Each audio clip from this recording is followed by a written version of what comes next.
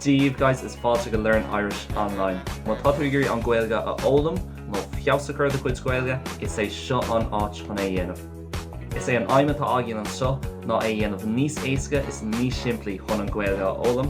Gan na achhainní sean aimsrithe is gan an agla atá ceangailte leis an Gaeilge go minic.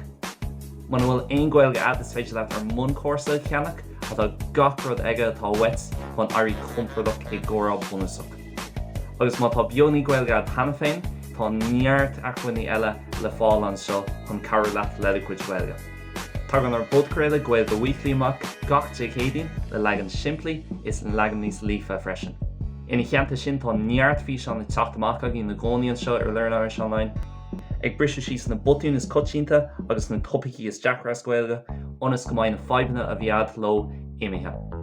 Ní raibh sé riomh go bhféasca chun an Gaeilge ólam, is ní bhaid sé riomh go bhféasca arís. So, bígí linn ar Learn Irish Online.